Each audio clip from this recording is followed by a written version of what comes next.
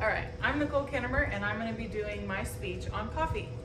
And here is my audience. Hi. Keep going. They don't want to be seen. And my husband is the. Oh wow. Oh, Wow. wow. That was not necessary. All right. So, coffee, Java, Joe, Liquid Energy, and Brew are just some of the terms used to describe one of the world's most highly consumed beverage of coffee. It was discovered, as goes the legend of Kaldi, around the 9th century in Ethiopia. Kaldi, young boy, maybe in his teens, he was a goat herder. He started noticing every time his goats would eat the berries off of these specific trees, they started dancing around, acting funny, full of energy, acting crazy. So Kaldi took these berries, went to the local monastery, told the abbot about his experience and what's happened. Well, the abbot took the berries, made himself a drink with those berries, and realized that he lasted the whole night of his evening prayer, full of energy and didn't sleep.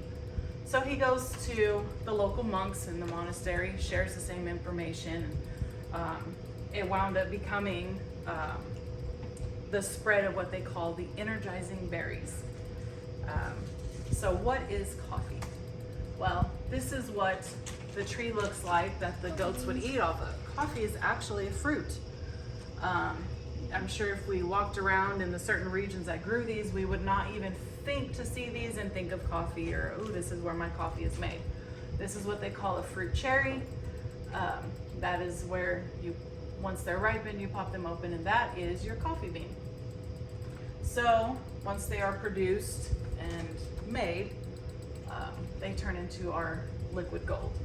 As of right now, we're still in the 9th century because of Kaldi. It isn't until the 15th century that coffee, here's Ethiopia.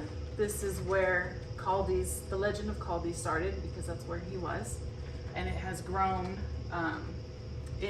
by the 15th century, it had grown into Persia, Egypt, Syria, and Turkey. It did not reach the Americas until the mid-1600s.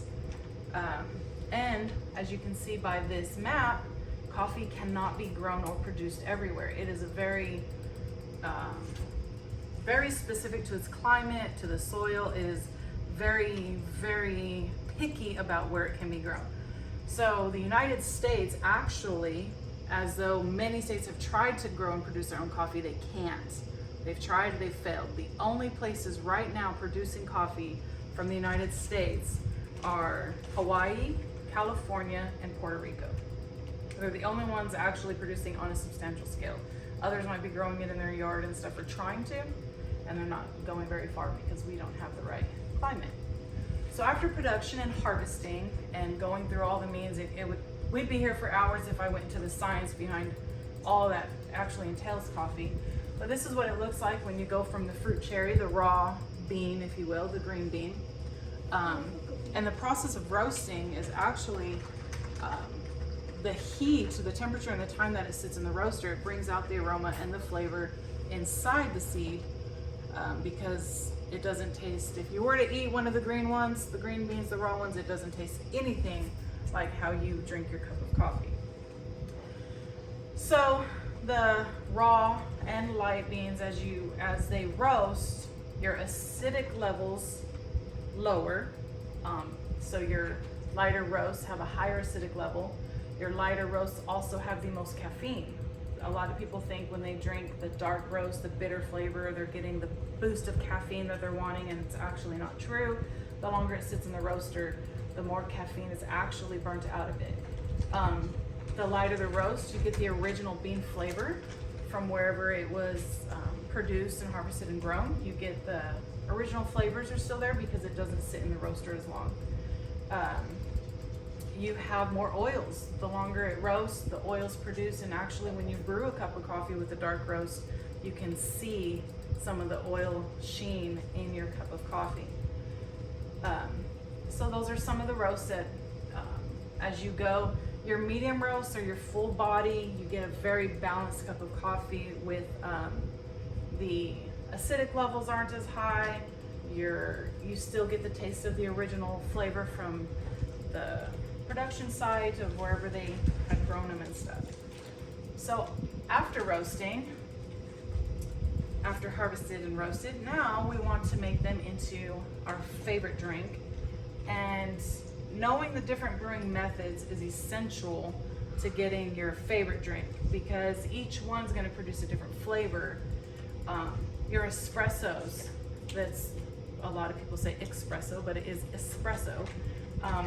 It's the fastest way to get your coffee. It's about a 20-second brew.